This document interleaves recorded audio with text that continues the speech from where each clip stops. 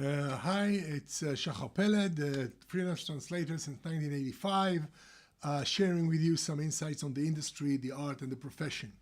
So today I want to ask you, where does the TM, where does the CAT tool fit into your translation workflow?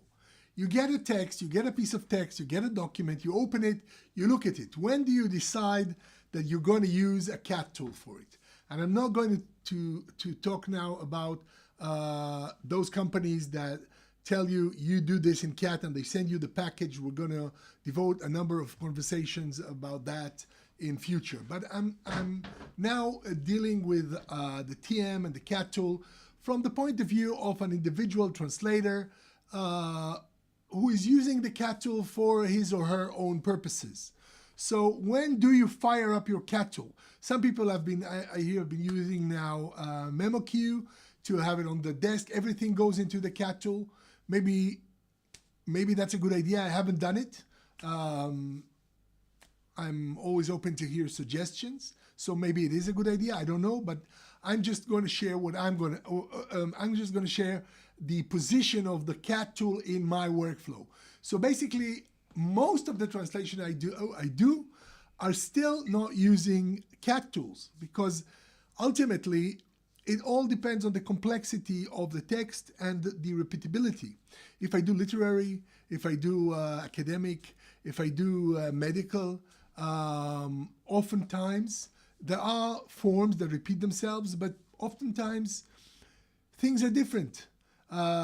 Most translations are unique. It's a unique document that has to be translated into a unique document. They don't repeat themselves that much. It is good if you have a client like, a high-tech company that makes the same product with variations. That's great. Computer manuals, software stuff, some of it is really good. But a lot of it, the TM doesn't make that much of a difference. The fuzzy match, well, yeah, if you have the same client, it's good to see if, especially lawyers sometimes have like boilerplate stuff, that's okay. But also you have to be very careful there that you don't miss something because sometimes the context is different.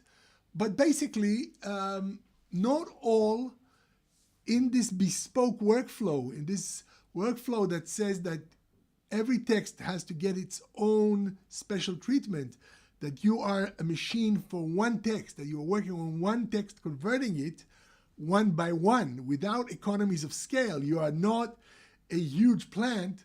Then the TM enters into this workflow. It can save you some time, but not that much. And often it's the complexities, some complex documents, like if you get a PDF that is photocopied from something and it's difficult to OCR it properly, and you'll have to tweak it so much that it's not even worth your bother. You just fire up your Word, you open your tables, and you start working. Maybe I'll do one day a series on working with tables in Words, I don't know, in Word, which I think is so important that I think some people may miss. If they don't work with tables in Word, then they are they could save a lot of time if they did. Anyway, I'm digressing. The main thing is the CAT tool for the single translator is not so central as it could have been because our work is bespoke. It's like it's tailor-made per item. So we can't really have that much economies of scale in our work. So the great promise turned out that it's okay, but it's nice to have, but not always used. So we'll see that the actual routing of the CAT tools, the entrenchment of them were with the companies. And that will be a completely different discussion. Okay, in the next videos.